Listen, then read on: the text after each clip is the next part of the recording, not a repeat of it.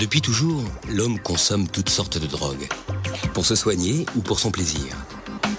Alcool, cocaïne, morphine, c'est dans le cerveau que toutes les drogues agissent.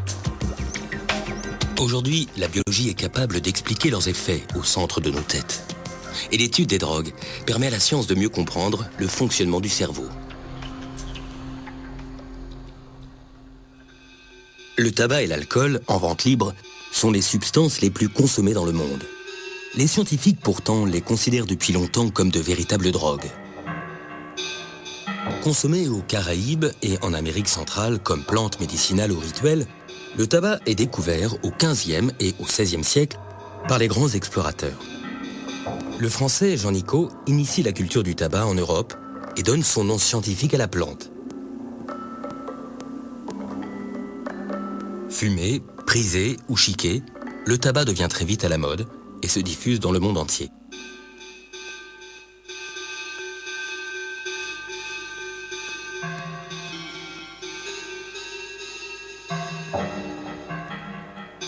Aujourd'hui, plus d'1 milliard de personnes fument dans le monde. Les fumeurs sont 7 fois plus nombreux que les consommateurs de drogues illégales. Concentration, éveil et mémoire accrue. C'est pourtant tout ce que la conscience peut attendre de la cigarette. Un paradoxe que le neuropharmacologue Jean-Paul Tassin étudie au Collège de France.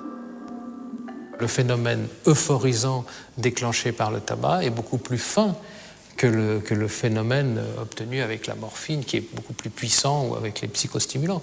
Mais il n'empêche que, justement, il est fin, donc ça permet de le répéter, et ça permet de l'utiliser, entre guillemets, dans la vie de tous les jours. Donc on peut passer une journée agréable en fumant régulièrement et en continuant à avoir une activité sociale normale. Et on a pensé pendant très longtemps que le tabac, les phénomènes de dépendance étaient liés à un des produits actifs du tabac, c'est-à-dire la nicotine. En fait, il y a un paradoxe, c'est-à-dire que tous les produits qui déclenchent la dépendance chez l'homme, comme l'amphétamine, l'héroïne, la morphine, la cocaïne, est consommé par les animaux de façon importante. Et très vite, ils deviennent dépendants à ces produits. Lorsque vous donnez de la nicotine à des animaux, ça ne les intéresse pas beaucoup. Les animaux fument exclusivement pour la bonne cause. Mais les messages de santé publique ne peuvent presque rien contre la dépendance des hommes à la cigarette. Et la nicotine, le principal ingrédient du tabac, a longtemps été pour les scientifiques le coupable idéal. If you think this looks ridiculous, remember, smoking is just as unnatural for you as it is for them. Sans les rats et les souris, jamais l'action des drogues n'aurait pu être étudiée. Ils partagent une grande partie de leurs gènes avec nous et les drogues déclenchent les mêmes tempêtes dans leur cervelle. En fait, l'humanité tout entière a une dette morale envers ces petites bêtes. On peut droguer les rats, manipuler leurs gènes et même les découper en morceaux. C'est le triste mais nécessaire quotidien des laboratoires qui comparent l'état de ces rats avec des rats contrôles ou normaux.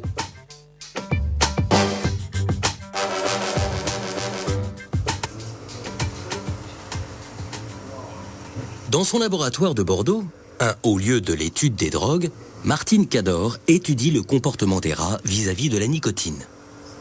C'est vrai que la nicotine est une drogue d'abus paradoxale, puisqu'en fait, elle a des propriétés addictives extrêmement importantes, sans avoir pour autant des propriétés psychotropes très puissantes. C'est-à-dire qu'en fait, la nicotine ne provoque pas de changement d'état de conscience, contrairement à ce qu'on observe avec l'alcool, ou avec la cocaïne, ou avec l'héroïne.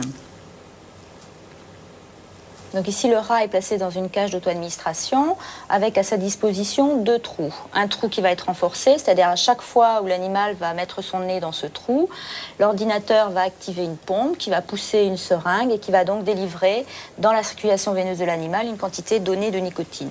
Le trou dit non renforcé ne produit aucun effet.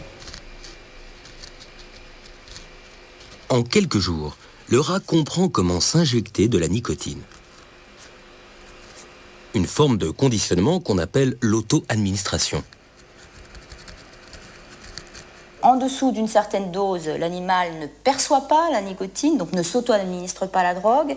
Et au-delà de cette dose, la dose devient aversive. Donc en fait, on est obligé de travailler avec une fourchette extrêmement réduite.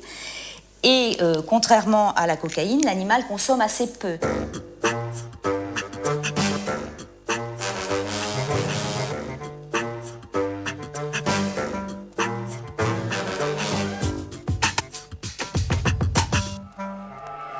Pour agir, la nicotine, comme toutes les drogues, pirate le système de communication du cerveau. Car notre cerveau passe le plus clair de son temps à bavarder avec lui-même.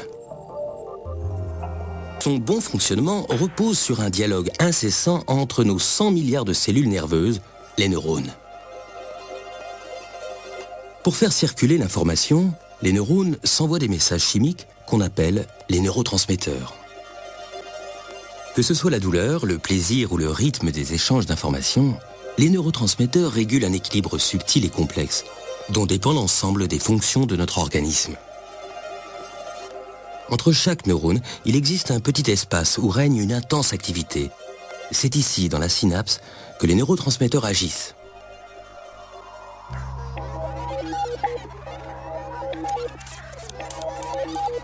Pour faire circuler l'information d'un neurone à l'autre, ils s'emboîtent dans les récepteurs qui leur correspondent.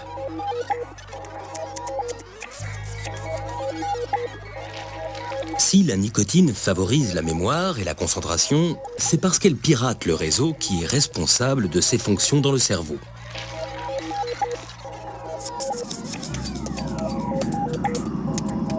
C'est le réseau de l'acétylcholine, ACH.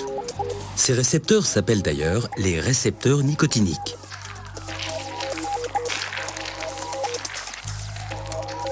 Mais la nicotine est beaucoup plus forte que l'acétylcholine. Elle déclenche la libération d'un autre neurotransmetteur, la dopamine. Une molécule qui est à l'origine de la sensation de plaisir que procurent toutes les drogues.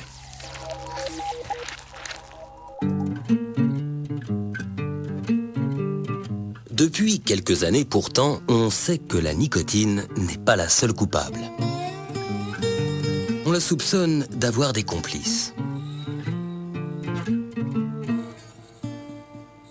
Une des hypothèses que nous testons ici au laboratoire, c'est effectivement de savoir si dans le tabac, en fait, il n'y aurait pas d'autres substances qui favoriseraient justement la propriété addictive de la nicotine.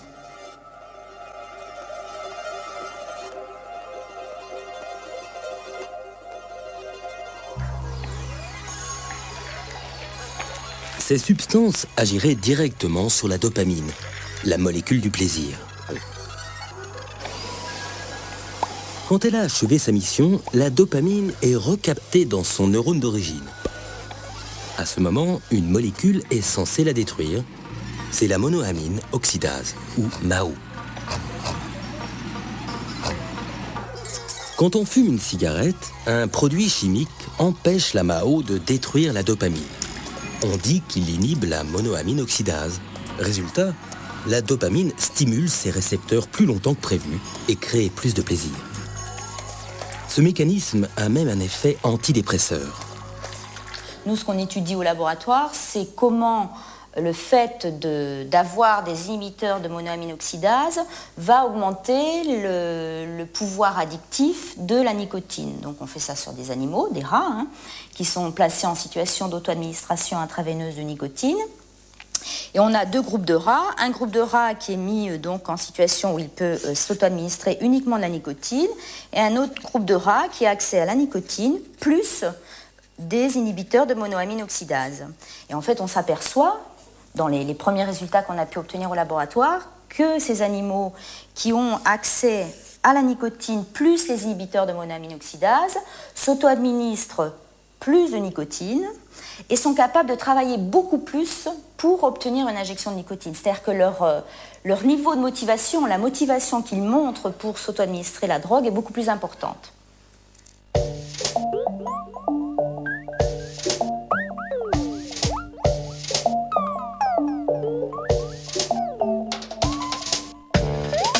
Conclusion de l'expérience, la nicotine n'est probablement pas la seule responsable de l'addiction à la cigarette. Mais quelles sont les autres molécules impliquées? Les scientifiques essaient encore de les identifier. Il faut dire qu'ils ont le choix. On sait qu'il existe jusqu'à 4000 produits chimiques dans la fumée du tabac.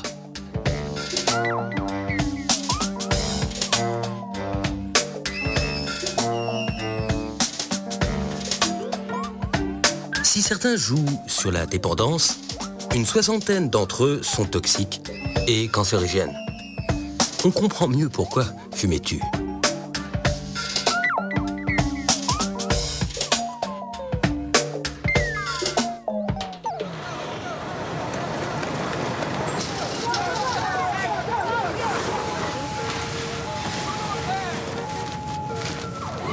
Des cancers aux maladies cardiovasculaires, aujourd'hui, près de 5 millions de personnes meurent de la cigarette tous les ans dans le monde.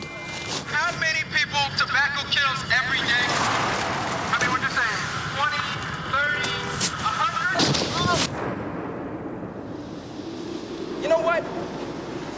We're gonna leave this here for you so you can see what 1,200 people actually look like. Et je danse de tout mon cœur, car je vais grandir vite, vite. Et quand je serai moins petite, je fumerai comme un sapeur. Et elle fumait, comme des sapeurs, comme si déjà elle voulait battre l'homme sur son propre terrain. Concours de la plus jolie fumeuse en 1927.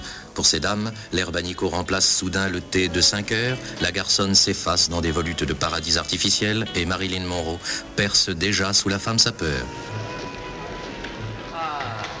Mademoiselle Maud Lottie est proclamée la plus gracieuse fumeuse de France du concours organisé par le fumeur et par Paris qui chante.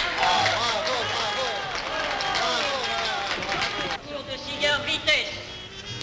Messieurs, préparez-vous. Vous êtes prêts? 1930. Aux hommes, comme d'habitude, il reste l'effort athlétique, la rage de vaincre les femmes à la pointe du mégot, même si certains retrouvent au Monsieur Freud des gestes d'enfants pour suçoter leur cigarette, comme la tétine d'un biberon. La cigarette n'a fait son apparition que dans la première moitié du 19e siècle. Elle est rapidement produite à une échelle industrielle, mais c'est au 20e siècle que la consommation explose, encouragée notamment par les distributions gratuites aux soldats. Aujourd'hui, l'industrie du tabac fabrique tous les ans 5500 milliards de cigarettes. Let me take your hand, try to understand. I will always care. Campagne choc, augmentation des prix, interdiction de fumer dans les lieux publics, la consommation de tabac est en baisse dans les pays développés. Mais les industriels de la cigarette ne risquent pas de faire faillite. Dans les pays pauvres, un homme sur deux est un fumeur. Les scientifiques pensaient peut-être tout savoir sur la nicotine, mais elle leur réserve encore quelques mauvaises surprises. Pier Vincenzo Piazza la soupçonne même d'endommager les neurones. Quand on arrête de fumer, un des effets fondamentaux du sevrage, c'est des perturbations de mémoire et des perturbations cognitives importantes. Donc la question, c'est de savoir comment ça peut arriver. On a découvert qu'en fait, il y a des zones spécifiques du cerveau où il y a une très grande régénération des neurones. Donc il y a des neurones qui sont régénérés de façon continue. Et dans une région du cerveau qui s'appelle l'hippocampe, ces nouveaux neurones paraissent être importants pour la mémoire. Donc on a essayé de voir quels étaient les effets de la nicotine sous ces neurones immatures, sous des neurones bébés, mais dans les cerveaux adultes, et qu'ils servent donc à certains processus cognitifs. Et on a vu que la nicotine a des effets énormes et négatifs sur ces neurones. En fait, elle a réduit la production d'à peu près 50%. Donc, elle tue ou elle bloque la production de nouveaux neurones dans cette zone du cerveau d'à peu près 50%. Aujourd'hui, personne ne sait si ces dommages sont réversibles. Des liens encore plus forts unissent la nicotine et la mémoire. Grand connaisseur de l'action de la nicotine, Hervé Alain n'est pourtant pas un expert de la cigarette, mais un spécialiste de la maladie d'Alzheimer.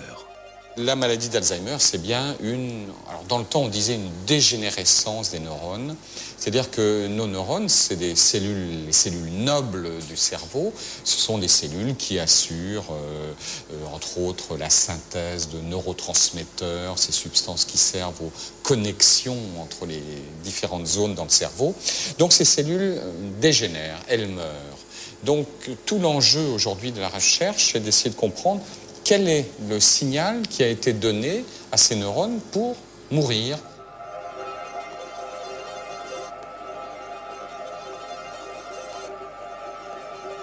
C'est par la mort de ces neurones que commence la maladie d'Alzheimer. Une maladie qui entraîne de graves troubles de la mémoire et du jugement et qui touche 15 millions de personnes dans le monde.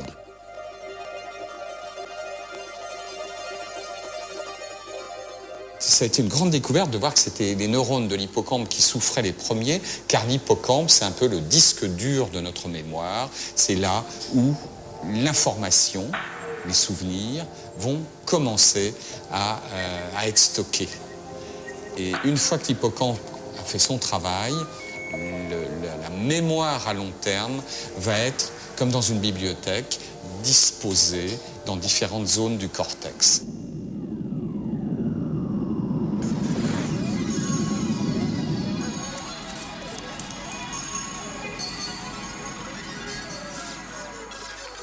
Dans la maladie d'Alzheimer, les neurones qui meurent sont précisément ceux qui fabriquent le bibliothécaire de nos souvenirs, l'acétylcholine.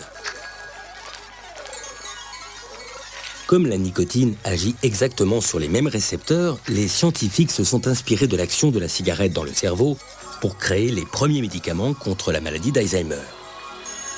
Des médicaments qui retardaient l'évolution de la maladie en ciblant les récepteurs nicotiniques.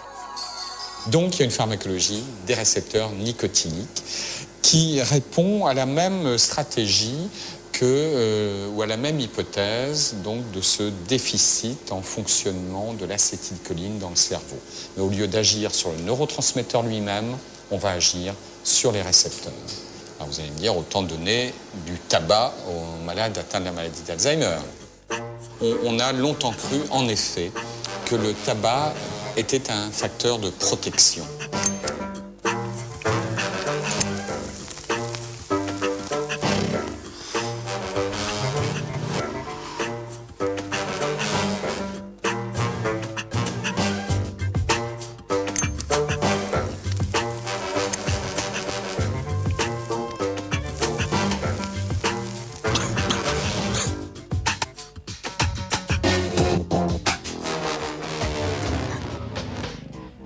On n'est plus d'accord avec cette hypothèse du tabac qui protège, tout simplement parce que le tabac peut être un facteur de détérioration quand même intellectuelle, mais pas du tout à cause de son impact sur les récepteurs nicotiniques, qui vraisemblablement est bon, mais à cause d'un impact mauvais sur la vascularisation du cerveau.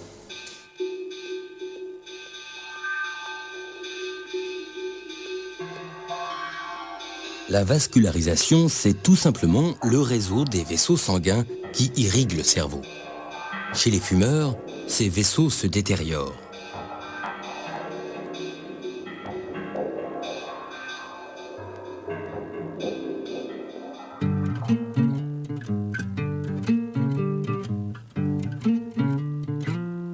Plus d'1 milliard de fumeurs, c'est déjà beaucoup.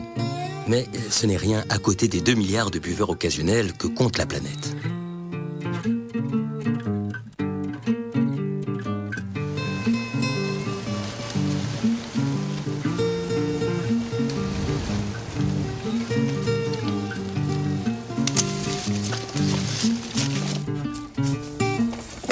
En vente libre dans la plupart des pays du monde, l'alcool est obtenu par la fermentation de fruits et de céréales riches en sucre ou par distillation.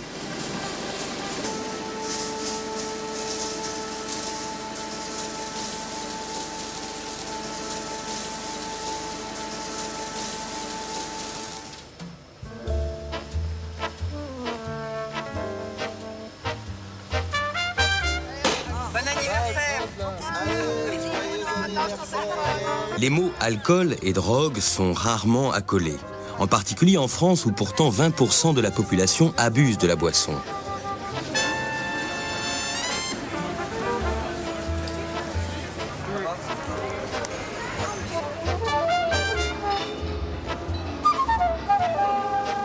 Au service addictologie de Philippe Battel, l'alcool représente 80% des consultations.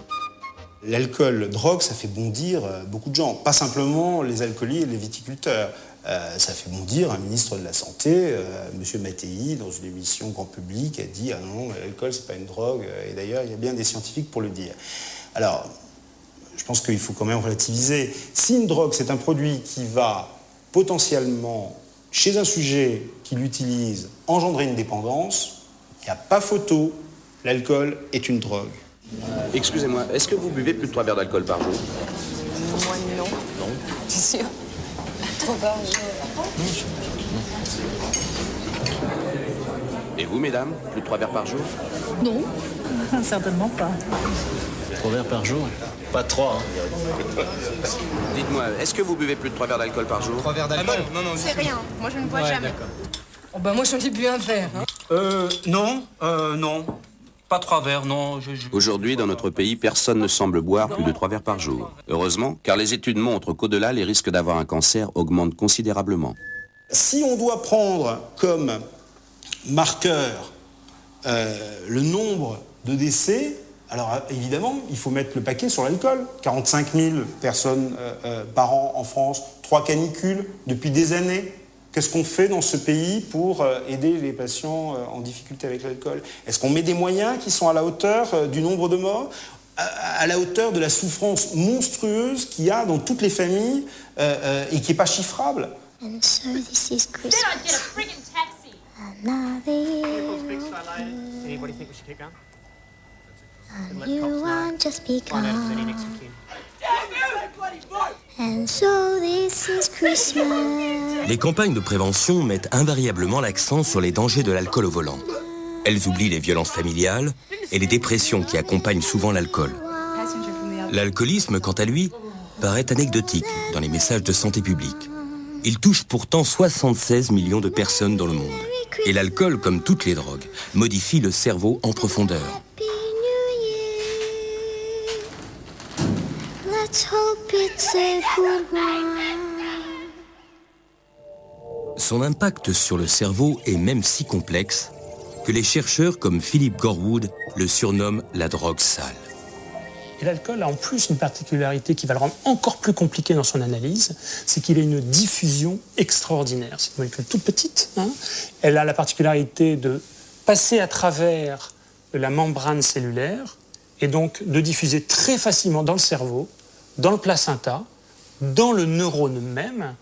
Mais l'alcool va agir donc sur plein de récepteurs différents et même à l'intérieur de la cellule, ce qui la rend très compliquée parce qu'on ne peut pas regarder un récepteur qui va être au carrefour clair des effets neurologiques et centraux, psychologiques, observés suite à la consommation d'alcool.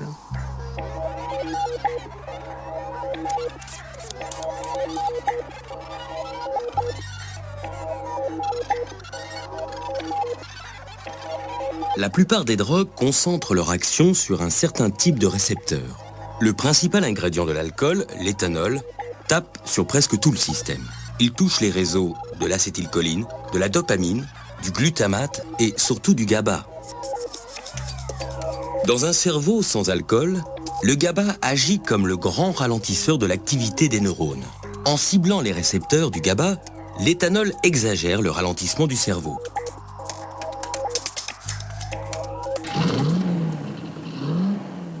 C'est à cela qu'on doit l'effet relaxant de l'alcool, mais aussi la somnolence et l'amoindrissement des réflexes qui sont responsables d'un tiers des accidents mortels sur la route.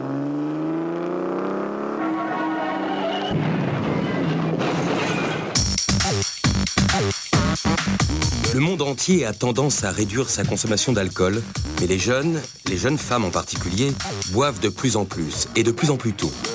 Une précocité qui les rend plus vulnérables à l'alcoolisme. Dans nos sociétés, rien de plus banalisé que la consommation d'alcool. De l'apéro au bon dîner, tous les prétextes sont bons pour boire un verre.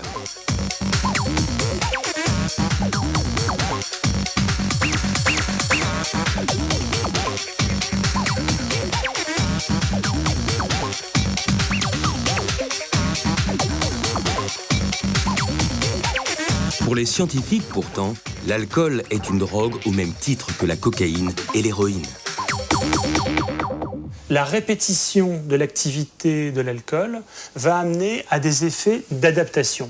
L'organisme, il a une philosophie dans la vie, c'est l'homéostasie. Alors c'est un terme un peu barbare, mais pour dire quelque chose de simple, c'est le retour à un état d'équilibre. Il n'y a pas plus conservateur que le cerveau et que l'ensemble des organes humains. Donc quand quelque chose vient modifier son dynamisme, il va systématiquement chercher à le ramener à un niveau plus adapté à son moyen de fonctionnement habituel. Comme l'alcool stimule beaucoup le GABA. Le GABA, c'est un frein, on disait c'est un neuromodulateur. Donc qu'est-ce que va faire l'organisme pour lutter contre cette inhibition? Parce qu'il a besoin de fonctionner, le cerveau, pour fonctionner tous les jours. Se réveiller le matin, aller chercher de quoi manger, aller au travail pour pouvoir y manger. Donc tout ça, ce sont des fonctions essentielles. L'organisme va faire quoi? Eh bien, il va désensibiliser les récepteurs au GABA. Ça veut dire quoi? Ça veut dire simplement qu'il va y avoir moins de récepteurs au GABA afin d'éviter d'être trop freiné. C'est ce type d'adaptation qui finit par ancrer l'alcoolisme dans les neurones. Le cerveau est contraint d'inventer un nouvel état d'équilibre. Quand un alcoolique arrête de boire, l'équilibre précaire de son cerveau s'effondre.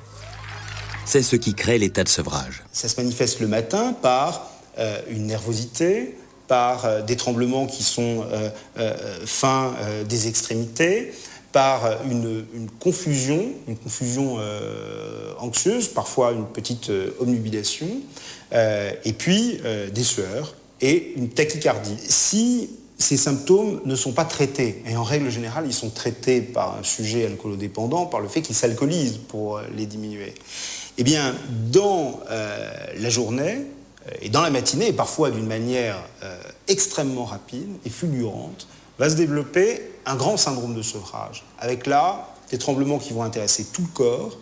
Sur le plan psychique, l'obnubilation va laisser place à une véritable confusion avec des éléments qui sont délirants et qui sont liés à une disperception, c'est-à-dire le fait que le sujet va interpréter dans son champ visuel des objets sur lesquels il va construire une image. Par exemple, et on le voit très bien dans la littérature et dans les films, dans le délirium tremens, il va interpréter la présence d'une chaussette comme un rat, et il va voir des milliers de petits rats au fur et à mesure envahir son champ visuel, ce qui est extrêmement angoissant.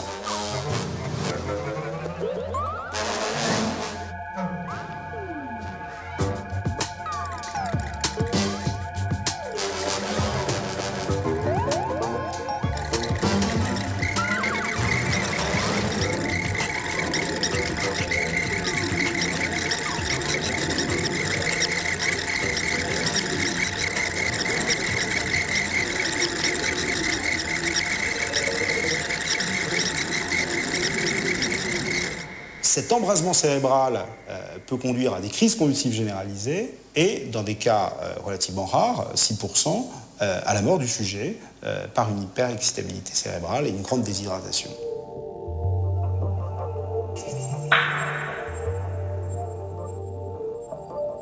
Par un mécanisme encore mal connu, l'alcool provoque une libération de dopamine dans une petite région du cerveau qui gère les sensations de plaisir, le noyau accumbens. Un processus commun à toutes les drogues et qui joue un rôle crucial dans l'installation de la dépendance.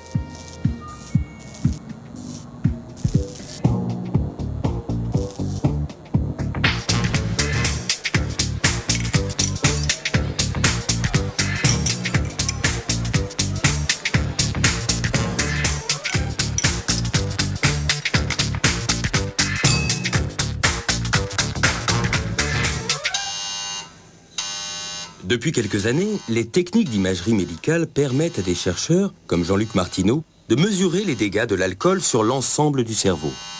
On a commencé à étudier des patients ayant une consommation régulière d'alcool il y a une quinzaine d'années. On a commencé déjà à vouloir savoir quelle était la consommation d'énergie des différentes régions du cerveau chez ces patients et si elle différait par rapport à des sujets normaux. On s'est aperçu qu'il y avait une diminution considérable du métabolisme du glucose. Et le glucose est la seule source d'énergie du cerveau dans toutes les parties antérieures du cerveau. On s'est aperçu, quand on a essayé de regarder s'il existait des relations entre la consommation d'énergie des régions antérieures du cerveau et les performances de ces sujets à des tests qui avaient une corrélation, c'est-à-dire que moins l'activité énergétique était importante, moins ces patients performaient correctement à des tests de sélection d'informations, à des tests de mémoire immédiate ou à des tests de supervision, d'exécution des comportements. Dans les années suivantes, on a voulu savoir si derrière ces altérations fonctionnelles, il existait des modifications de la structure même du cerveau. Pour ça, on a utilisé l'IRM, l'imagerie par résonance magnétique, qui donne d'excellentes images de la forme du cerveau, de son anatomie, de la matière grise et de la matière blanche.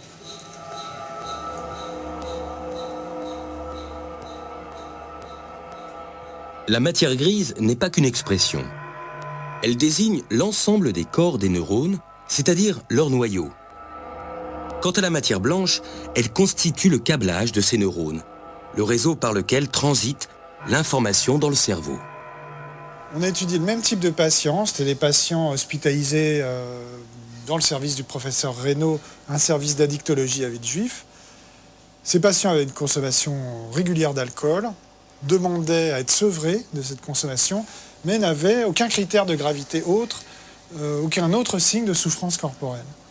Chez ces patients, il y avait, d'après l'IRM, et les mesures qu'on a pu en faire en utilisant des logiciels un peu spécialisés pour quantifier la matière grise et la matière blanche, il y avait des diminutions de la matière grise très marquées dans les régions antérieures du cerveau, dans les régions frontales, c'est-à-dire les parties à l'avant du cerveau, et dans les régions frontales médianes, c'est-à-dire entre les deux hémisphères.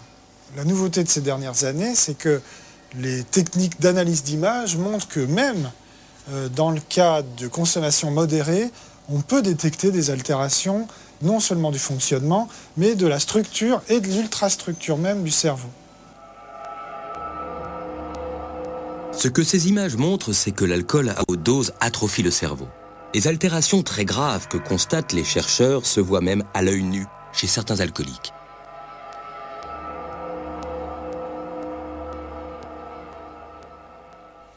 On ne sait pas très bien si ces données sont réversibles. On pense que ça peut être réversible à l'arrêt de l'alcoolisation. Je suis un peu effrayé de ces résultats. Je trouve qu'ils montrent que l'alcool est vraiment un produit encore plus toxique que ce que j'imaginais.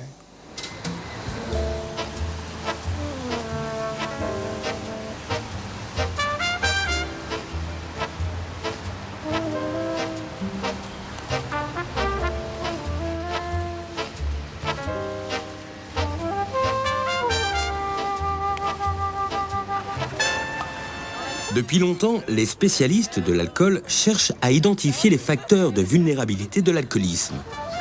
Et c'est la génétique qui commence à apporter de vraies réponses. Les facteurs qui font qu'on devient alcoolodépendant, c'est très très compliqué parce que c'est un mélange de facteurs culturels, familiaux, éducatifs, tempéramentaux, de pathologies psychiatriques aussi et de facteurs génétiques. Et l'ensemble amenant à un mélange qui est compliqué à discerner et qui fait que certains sujets sont effectivement plus à risque que d'autres.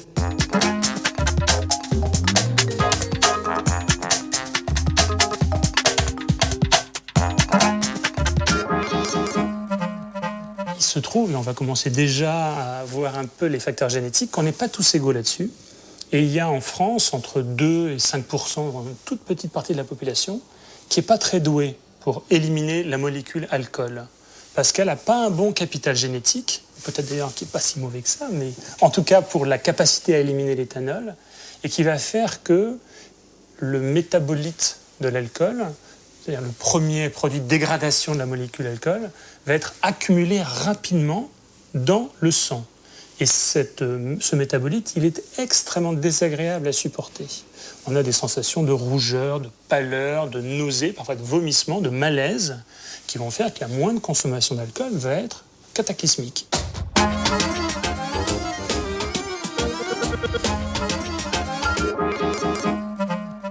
Les Français, je disais, ont entre 2 et 5% de sujets qui tolèrent mal l'alcool.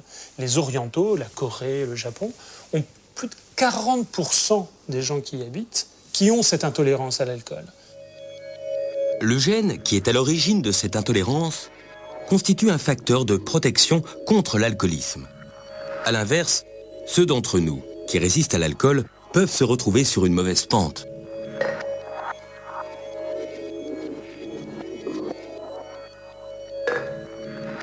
Le fait d'avoir une telle fréquence de la non-tolérance à l'alcool va amener à, bien sûr, une réduction du risque de l'alcoolodépendance.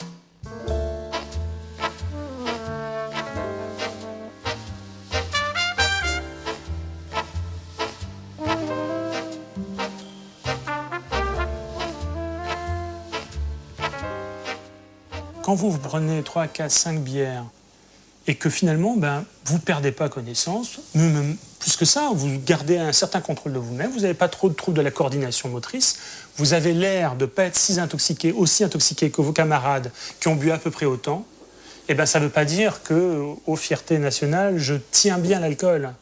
Vous êtes en train de vous rendre compte que vous êtes à risque d'alcoolodépendance. Pour établir l'importance du bagage génétique dans la naissance de l'alcoolisme, des scientifiques ont entrepris des études à grande échelle sur des vrais et faux jumeaux. Des études qui permettent de distinguer le poids des gènes et celui de l'histoire familiale. On a eu des progrès assez considérables il y a une trentaine d'années, une vingtaine d'années, grâce à 2 techniques un peu bizarres qui permettent d'essayer de discerner ce qu'on avait beaucoup de mal à séparer initialement, les facteurs familiaux, éducatifs, le fait de vivre dans une famille avec un père alcoolique par exemple, ou des facteurs génétiques, le fait de recevoir des gènes de son père ou de sa mère. Et ça, c'est des techniques qu'on appelle les études de jumeaux, les études d'adoption. Et on arrive comme ça à bien discerner ce qui revient à l'environnement familial partagé, ce qui revient aux gènes qu'on hérite des parents.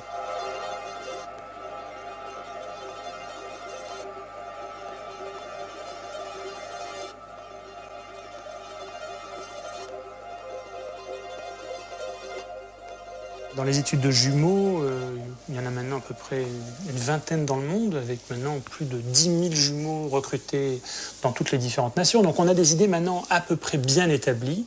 Et contrairement à ce qu'on a très longtemps cru, les facteurs génétiques sont bien plus importants que les facteurs familiaux partagés. Bien sûr que c'est pas neutre de vivre dans une famille où l'alcool coule à flot, où on banalise la consommation d'alcool quotidienne, ou même qu'on ait un parent qui lui-même a des disconsommations d'alcool. Mais en fait, le fait d'hériter des gènes qui favorisent la vulnérabilité pour développer ce trouble est plus important encore que les facteurs familiaux qui eux-mêmes n'ont pas d'effet nul.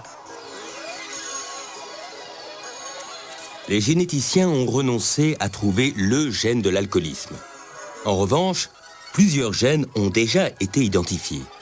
Parmi eux, celui qui est responsable de la fabrication de l'un des récepteurs à la dopamine, le récepteur D2.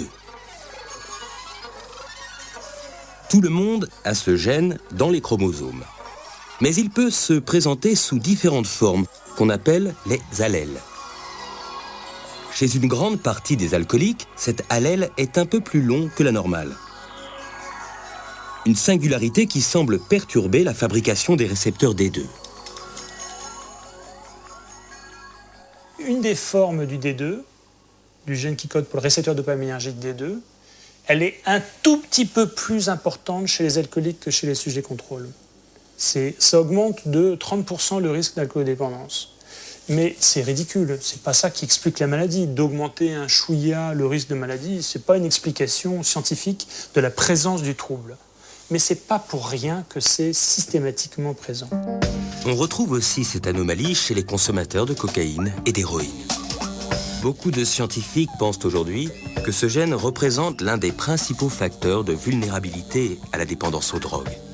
Mais il en existe d'autres, et les gènes seuls n'expliquent pas tout. J'ai fait donc pas mal d'études de génétique. À chaque fois que je trouve un facteur de vulnérabilité, je l'ai. Donc j'ai l'allèle S du transporteur de la sérotonine qui prédispose au risque suicidaire. J'ai l'allèle A1 qui prédispose à l'alcoolodépendance. Et je le dis régulièrement à mes patients et aux gens qui participent aux études génétiques parce que je ne m'en porte pas trop mal. C'est-à-dire que je sais que je peux peut-être être un peu plus vulnérable qu'un autre, mais comme beaucoup de gens qui ont connaissance de leur vulnérabilité, je fais un peu plus attention. Et bon, prévenir le résuicidaire, c'est pas très simple. Donc, si je suis déprimé, j'irai voir un psychiatre. Ça sera pas très facile, moi-même comme psychiatre, mais on en trouve. Et puis après, de toute façon, quand on a des gènes de vulnérabilité, ce n'est qu'une rencontre avec un environnement spécifique qui peut la développer. Hein. Et ça, c'est très important. Et c'est aussi un axe qui se développe beaucoup dans la génétique des addictions, c'est-à-dire d'essayer de comprendre, quand on a un gène de vulnérabilité, c'est en rencontrant quel type d'événement, à quel moment, dans quelles circonstances, que la pathologie peut arriver à s'exprimer. Certains craignent désormais que le dépistage des gènes de vulnérabilité ne devienne systématique, encourageant employeurs et assurances à adopter des pratiques abusives.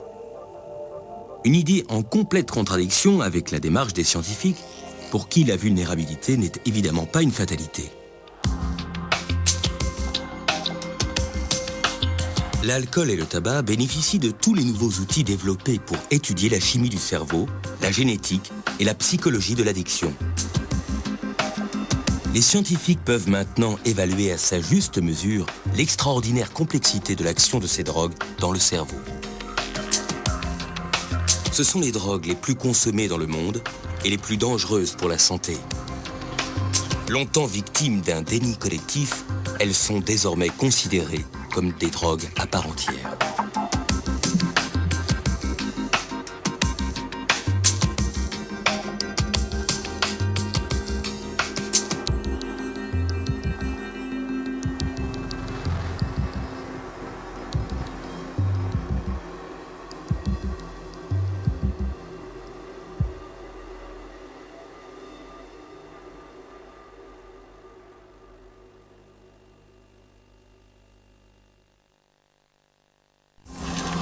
Demain, il sera question du cannabis. Si l'action de cette plante sur le cerveau n'est vraiment comprise que depuis quelques années, les scientifiques ont aussi fait des découvertes surprenantes. L'utilisation du cannabis semble en effet ouvrir de nouvelles perspectives au traitement de l'obésité, de la douleur, de l'anxiété et même de la sclérose en plaques. À demain ici et tout de suite sur le net.